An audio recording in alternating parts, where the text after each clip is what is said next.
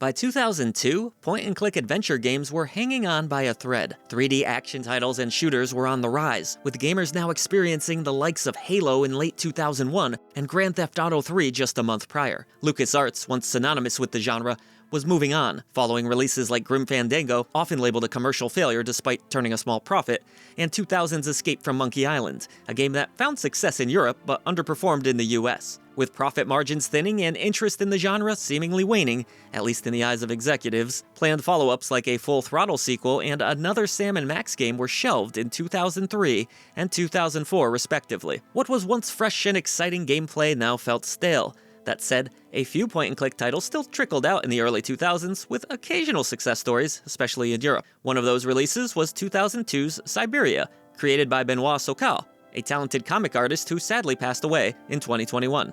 The game was published by Microids for the PC platform before eventually being ported to a wide variety of consoles. Following the adventures of lawyer Kate Walker, who is tasked with finalizing the sale of a factory, Syberia would prove that adventure games weren't dead just yet, managing to sell a respectable 500,000 copies across platforms, and leading to 3 sequels. Reviews were mostly positive, with some scores given in the upper 90s, however, outlets such as IGN were less enthusiastic. Syberia 2 was met with similar results, though some cited improvements over the original game. However, the third time was not the charm in this case, with Syberia 3 lingering in development hell until 2017, though the series would find some redemption in 2022 with the often forgotten fourth game, Syberia: The World Before. And now, what's old is new again, as today we are reviewing Syberia Remastered, coming to us once again from Microids some 20+ years later. But should Syberia have stayed a pleasant memory? Or is it ready to capture the hearts and minds of revitalized point-and-click gamers across the world once more? Let's find out in our full review. Real quick, don't let us become a distant memory. Point and click your way over to patreon.com/idreamofindiegames and you'll gain Discord access to the greatest indie gaming community. Enjoy early ad-free shows, get a shout out at the end of every video we produce, our podcast 3 days early, and so much more. Your new indie gaming community is waiting for you. Syberia is indeed back, with a visual overhaul and gameplay tweaks, but the same old story that at least some of you know and love. Just as players did in the original release, they'll control New York lawyer Kate Walker, who is sent to the French Alps so that she can close the deal on the sale of an automaton factory. All seems normal until Kate catches wind that the newly deceased owner of the factory, Anna Vorarlberg, has notarized a letter informing the village that her brother Hans is alive and well, having been thought to be dead for some time. Kate will need to track down Hans in order for the sale of the property to go through, which will lead her on a train-trekking adventure with her new friend Oscar the Robot. Oh, and there are mammoths involved too. Fans of the original Syberia will tell you that the game has a very unique vibe all its own. For a long time, the point-and-click genre was associated with slapstick humor, cartoony visuals, and over-the-top antics. But Syberia took a more grounded approach, feeling somewhat plausible. Its story has a more adult tone, touching on themes of personal growth, the destruction of industries, and even relationships. In this remaster, you'll still get all of the original game's story beats, though time has not been kind to all of it. Let's start with the most obvious of changes, Syberia Remastered's newly touched-up visuals that drop the pre-rendered backgrounds of yesteryear in exchange for 3D environments. Look, I've been playing games for most of my life. I'd be lying if I told you I didn't have some degree of reverence for the classic cinematic framing and digital painting-like aesthetic of old-school games such as Final Fantasy VII, Resident Evil, and of course, well, Syberia 2002. But that said, the overhauled graphics do look nice in spots for this release, with some great lighting, refreshed character models, and updated building architecture that brings the game up to date with what more modern audiences may have come to expect. Not every change is a welcome one, however, as a strange upscaling technique seems to have been used on the original cutscenes that now makes them look, for lack of a better word, kinda bad. The move to 3D environments also comes at the cost of a rather poor camera that can often make it difficult to see paths and doorways. So yes, the old man in me may have missed the original look of the game, but Syberia Remastered is quite pretty, with some seriously impressive weather effects to boot. While fans may ultimately be torn on some of the new visual choices, such as Kate's updated character model, they can take comfort in knowing that the game more or less sounds as they remember it. Voice acting is available in a variety of different languages, including French, Spanish, Italian, German, Russian, Polish, and of course, the only one of those that I understand, English. The script, from what I could tell, did not appear altered in any significant way, with the game's orchestral soundtrack also returning, setting a lovely backdrop throughout your adventure. Players may choose between 2 different difficulty options. A story mode offers a bit more of a guided experience, while the adventure mode provides less guidance.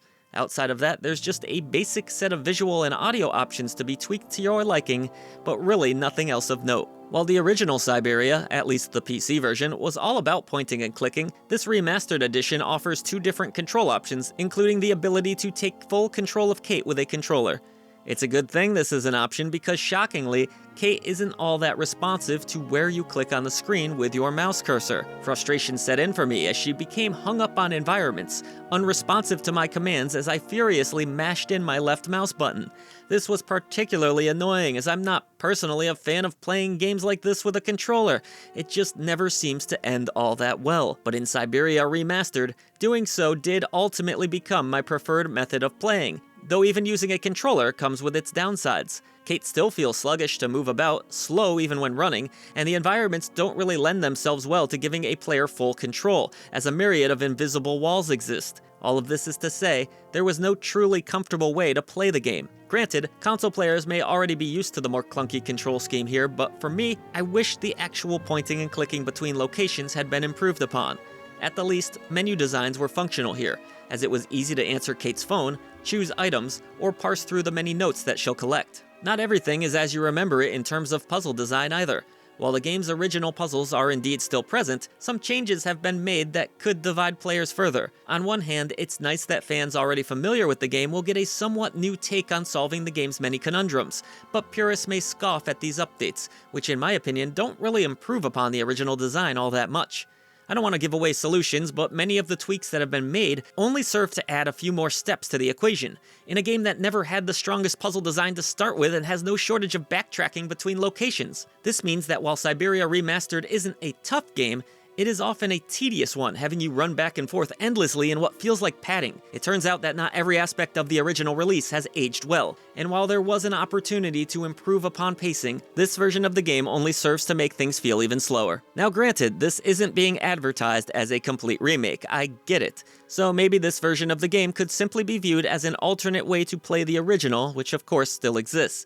But I can't escape the feeling that a game many consider a classic deserved a bit more effort. Syberia Remastered is sluggish with poor pacing. It is arguably clunkier than ever, with no shortage of backtracking and puzzles that are more of a chore than they are brain-bending. The dialogue has not aged particularly well either, with stiff, less than enthusiastic deliveries. What are you looking for?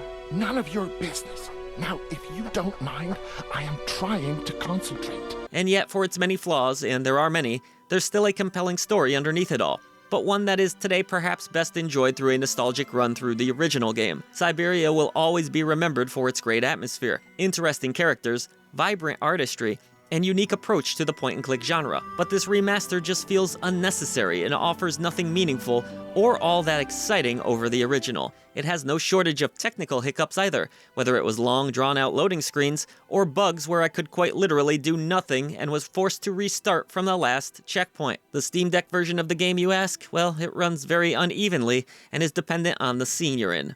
Expect frame rates that fluctuate between the 30s to as low as the dreadful 20s even on performance mode in more open areas, with some improvement when exploring smaller, more condensed sections.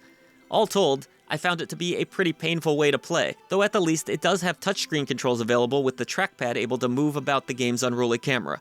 I think I've gone on long enough though. Syberia Remastered isn't great, it's not even good, but it's not necessarily the worst thing you'll play this year either. Thus, it earns the table lamp of mediocrity.